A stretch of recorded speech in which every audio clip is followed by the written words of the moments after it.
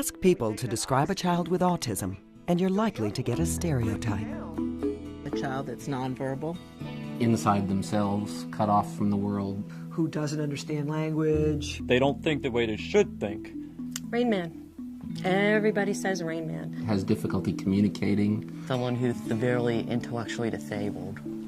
While these descriptions apply to some children with autism, it's not the full picture. Once you understand what autism is and how it affects individuals, you'll be better prepared to teach students with the disorder and successfully integrate them into your classroom.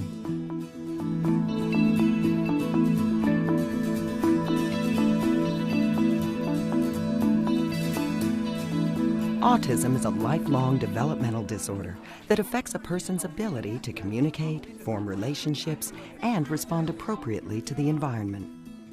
It results from a neurological condition that impedes normal brain development in the areas of social interaction and communication skills. There are many more of these individuals in our midst than there ever have been before, and the likelihood that we're going to encounter them in our classrooms, in our communities, is extremely high. An accurate perception of autism from the child's point of view may be hard to convey, but a comparison is useful. If you were to say to me, how are hearing impaired individuals different from typical students, I would simply say they don't process auditory information in the same way. That's a pretty easy explanation. Visually impaired, they don't process visual information in the same way. People with autism don't process the environment in the same way. Oftentimes they can't pick out what you're talking about. They have a hard time understanding the main idea. So they're not processing the world in the way you think they are. Autism is called a spectrum disorder because its symptoms and characteristics appear in a variety of combinations, from mild to quite severe. As a result, children on the autism spectrum range from those with extreme developmental disabilities to those with surprising intellectual abilities. IQs can vary from an IQ of 20 to an IQ of 150 or greater. You have children with autism who are nonverbal, and then you have children with autism who know more words than a university professor. You have children with autism who would rather be by themselves, and then you have those who want friends but who do not know how to make them. Students with autism may also exhibit extreme sensitivities to the environment, being overly distracted by the hum of a computer or feeling overwhelmed by a particular odor. Some of our students may have hearing so sensitive that they can hear construction 3 blocks away. They may be distracted by the sound of pencil on paper. Turning of a page can disrupt them. And sometimes it makes it extremely difficult for them, not just to stay kind of calm behaviorally and to kind of regulate their reactions to those things, but also to attend to whatever else is going on in the classrooms. Polytheism means beliefs in many gods. At the higher functioning end of the autism spectrum are those individuals who tend to be more adept at speaking and using language and are capable of doing so convincingly. Academically, these students tend to be very capable and, because of this, are often included in the general education classroom.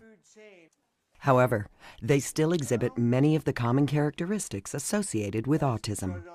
So, someone with autism or Asperger's or any of those spectrum disorders, they're the same as a regular person. It's just there's a little bit different about how they communicate. Their problems are often in the areas of social skills. They have a difficult time navigating the social environment. They may have anxiety, which really compromises their ability to deal with complicated environments, and you're not going to find anything more complicated than middle school and high school. In preschool and very early elementary grades, students with autism may not seem developmentally different than their peers. But by the time they enter secondary school, the differences become more pronounced and visible, and challenges posed by the new environment can seem overwhelming. So now they're going to have to deal with many different teachers. They've got to understand all the different rules. How to move from class to class, what materials are needed for each class, how do you clean up your materials so that they are cleaned up by the time the bell rings? How do you arrive at class on time? How do you even hang out in the halls and socialize with other kids? One teacher it may be fine for you to just get up from your chair to go do things. The other may require hand raising. What do you do at lunch? How much time do you need for your homework? So you wanted to come and talk to me about your grade, is that correct? Yes. Okay. School is really great, but there's challenges I have to face, like getting to class on time. I used to run in the hall so I would get to class on time, which is why I joined the track team. That way I would run where it's safer, on the track, not in the halls. Autism impacts many areas of a young person's development, and to varying degrees. So while they may exhibit similar characteristics, no two individuals with autism are alike. Secondary school teachers should be especially attuned to their students' language and communication skills. Okay, does anybody here know? They can talk, and they can talk in full sentences, but their language comprehension may be quite impaired. They're often very difficult with subtle language. They don't understand sarcasm or jokes. A child with autism may not understand humor, may need more direct instruction on, I need for you to do this. I need for you to stop doing this because... If you'll go like this, you can iron it on the back here like this. And they feel more confident when you give them clear information on how they're doing, what they're doing right, and what they're doing wrong. Put it on his butt. Sit him on his butt. Touch. Communication with students with autism has to be learned one student at a time. I ask my students to tell me how they want me to communicate with them. I have worked out with students that a hand gesture will indicate, don't call on me. I don't want you to call on me. Another characteristic students with autism share is repetitive patterns of behavior. Repetitive behaviors, this can range from the very impaired kids, where it's the more classic stuff like the rocking and the flapping, all the way up to the individual who may fixate on a specific topic and be very repetitive about it, or need things done in a specific order. Some students with autism have strong verbal abilities that suggest social and emotional maturity. I'm very interested in the study of aquatic fish, especially freshwater. It fascinates me how a guppy can live in salt water that has more salt than the ocean itself. Just because they can talk very intelligently to you in a monologue doesn't mean that they don't have a disability. Wild betas will fight each other until one goes away. Because a monologue is not a conversation. It is them telling you all the facts about their preferred subject. So I was thinking of going to the mall on Friday. Should we, guys? Yeah. That's what You guys are going to the mall? Yeah, we are. Can I come? I don't. Maybe I don't know. We don't. Our moms can't give us how to explain it. But what we know is social emotionally, our kids are 1/3 to 2/3 of chronological age. And so a child who is 12, who has high functioning autism, has the social skills of someone who is between 4 and maybe 8 years old. Many of these students also lack basic social skills. What do you guys want to play? Did you guys see the full moon last night?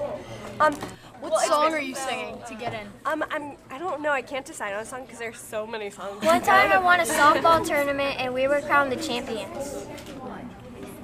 The rules and interactions of casual conversation, which most typically developing children understand, are often lost on them.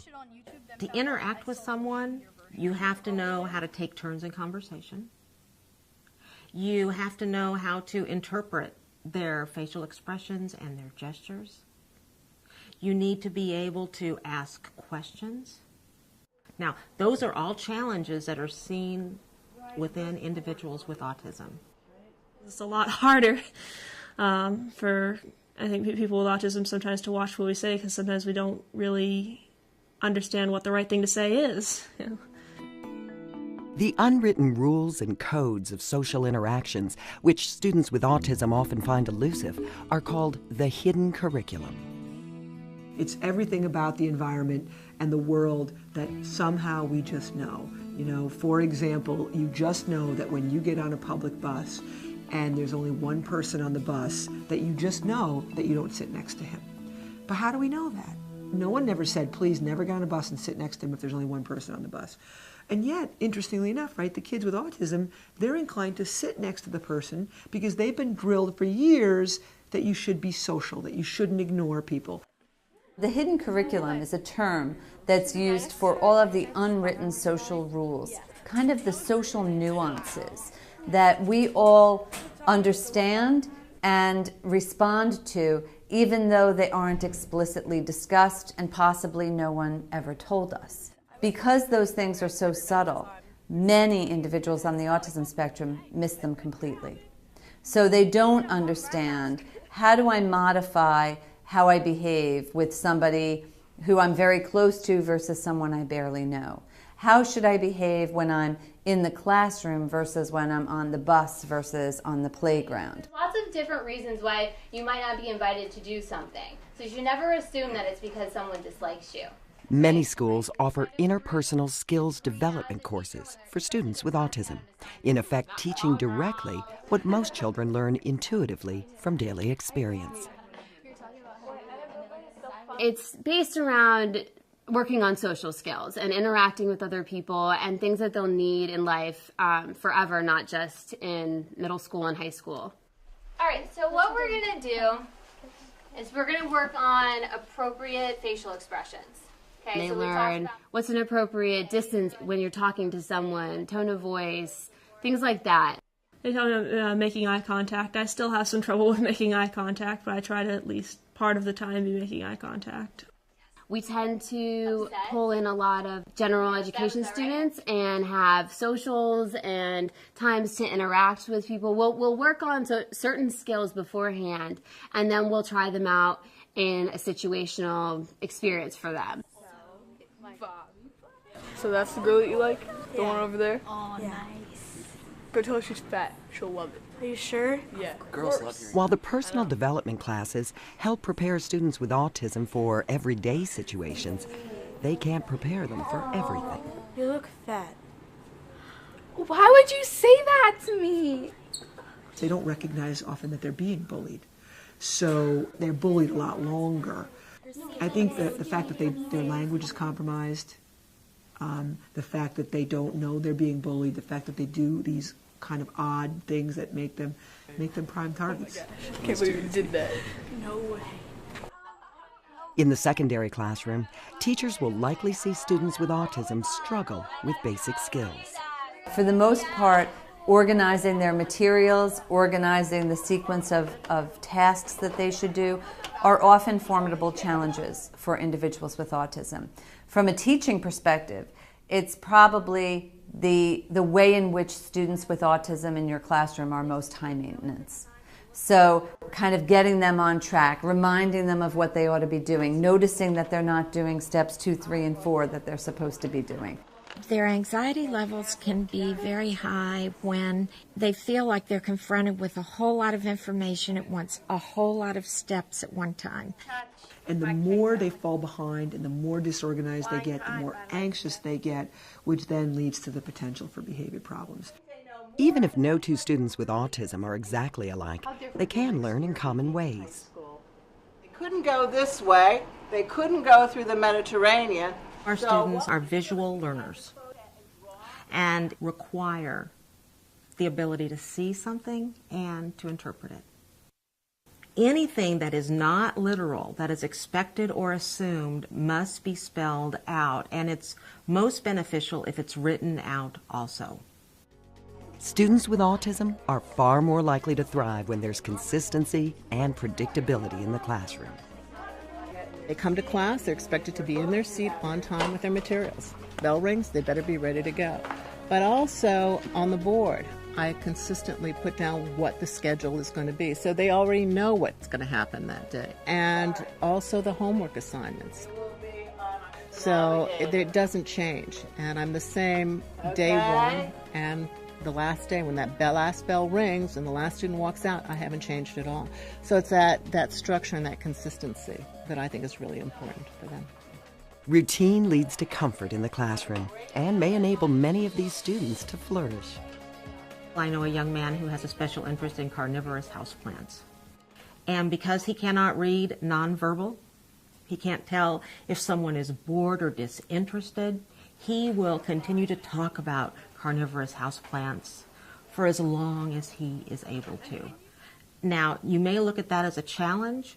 However, this young man will probably grow up to be a botanist. The specialized knowledge and unique abilities of students with autism can expand the learning experience for both students and teachers beyond the academic realm.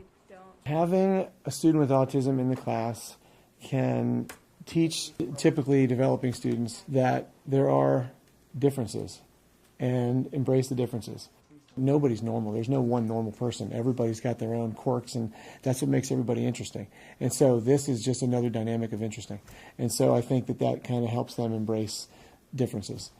Children with autism will expand your way of thinking if you listen, and if you ask the right questions, and if they feel confident and accepted enough to volunteer and answer. You will find that the quality and richness of what you teach is increased by answers and ideas they can bring to the table. Ultimately, with students on the autism spectrum in their classroom, teachers have the opportunity to reinforce a broader lesson to all their students. If we can make sure that part of what fellow students in a classroom learn about a person with autism is some of the ways in which they might be similar, some of the interests that they share, some of the activities that they also enjoy. I think it goes a long way toward building, first of all, a more comprehensive understanding of this person, but also a bridge to, thinking, well, we're not just different from each other, we're also similar to each other. This segment provides an understanding of autism's characteristics and how it affects secondary students diagnosed with the disorder. The next segment, called Integrating Supports in the Classroom, presents an overview of strategies that can help students with autism succeed in your classroom. For additional information and resources, please visit the Organization for Autism Research website at www.researchautism.org. For answers to more specific questions, contact the head of the Special Education Department at your school or your district's Office of Special Education.